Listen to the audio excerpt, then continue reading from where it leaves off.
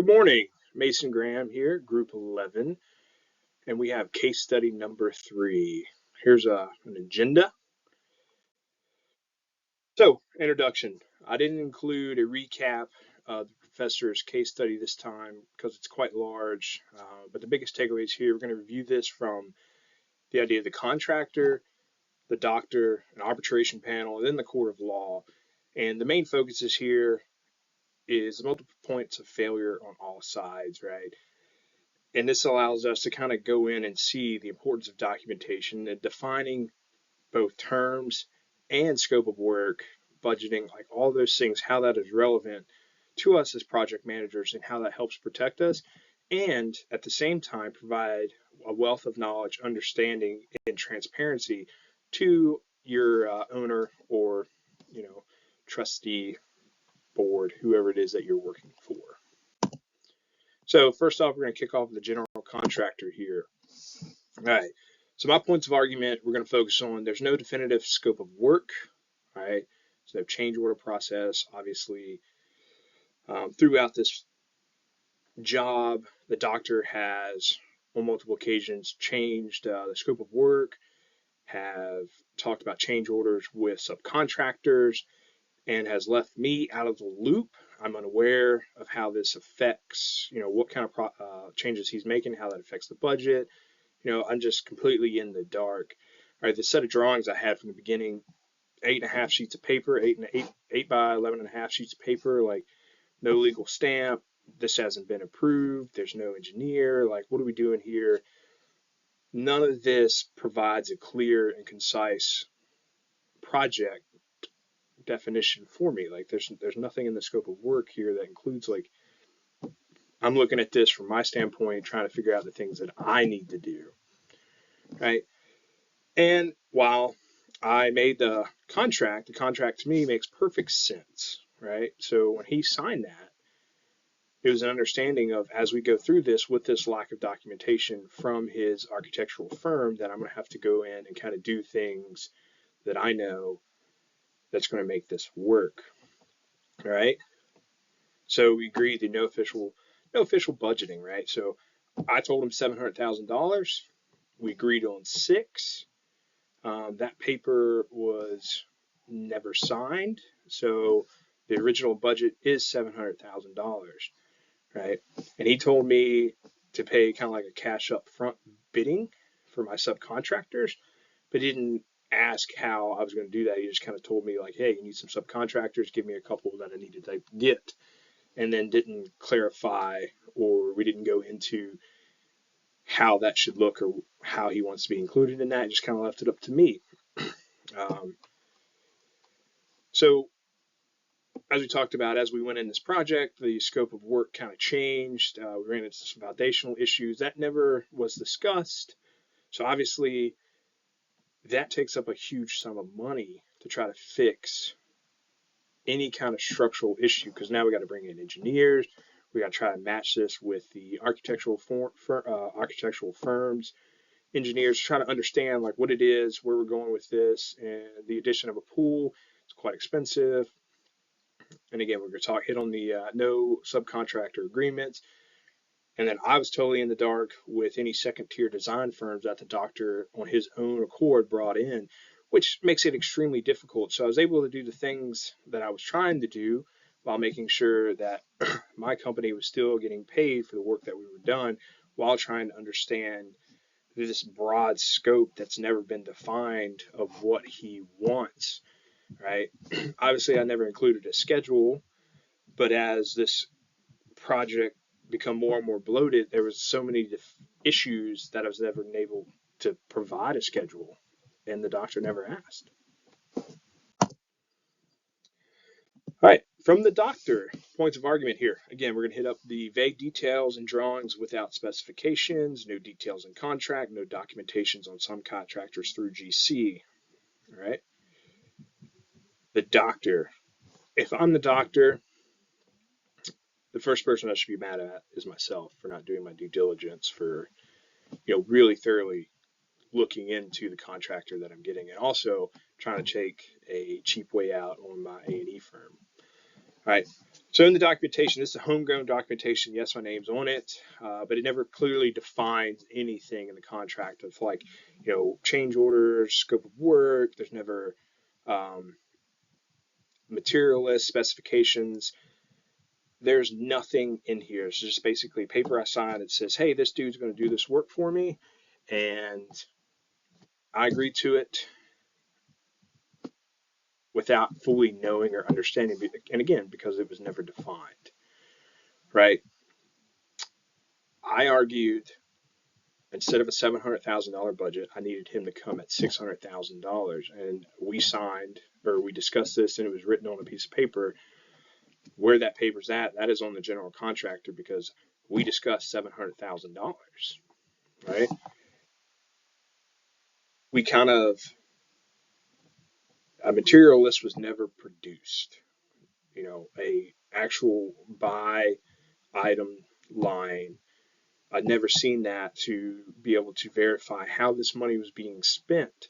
And there was never a mention of overhead or profit because it was always billed, or his cost was always billed as time, or time is his cost.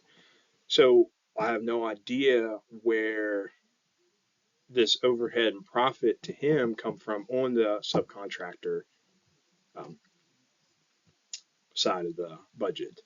So I'm totally in the dark about that because that now increases. He's underpaying what I thought the subcontractor should be made, and he's not doing a good enough job of explaining that. So there's not a lot of transparency there, kind of left in the dark of how this is going. I've never seen a project plan. I've never seen a budget. Never seen construction report. Nothing on this. I've never seen a formal permitting. I've never seen an inspector on site. I know we got a couple for some things were done, but nothing ever like verified by the city that this was happening, right? And once again, just we're 1.2 into this project, and less than 10% of the work is done. So like, where's this money went? To me, I can't. There's nothing there to show to justify the 1.2. Next is the viewpoint of the panel. All right, so I kind of took my points of the panel is that both sides of these, or all parties involved, are guilty of something, and that is just complete dereliction of responsibility throughout this entire process. And it becomes relevant when you see the second architect come onto it because this poor guy is trying to understand what is happening. He's not giving anything. He has no idea because there's been no documentation. So he doesn't understand what has been done, what is going to be done, what is the scope of work, what is the budget, because there is nothing. And that becomes relevant as he, is no longer on the project because no one can answer any of these questions. And I think those are valid points when it comes to the arbitration. So again, contract vague, undefined, budget stands 700,000. That's debatable, right? Because somebody says it's 600,000, but the only documentation that shows is the 700,000. There's no definition of how CCAs, change orders, what the actual scope of the work is for the $700,000 budget. There's nothing on it. The AE firm never provided any legal documentation, right? There's no stamps. There's nothing to say that this has been approved, verified, engineered, city, good to go. It's just on a printer page. It's pretty wild.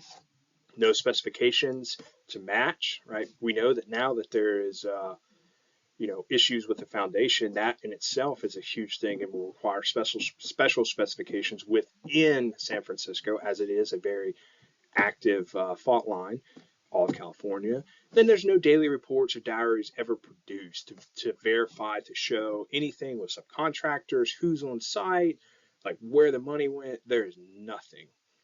So the points of argument, the owner is requesting $400,000 in disposition, but is unable to present any documentation verifying this cost throughout the project. With the increase of scope that he has added to the document, or that with the increase of scope that he's added to the project, it was never any documentation on that. Those are large, very money-consuming scope changes.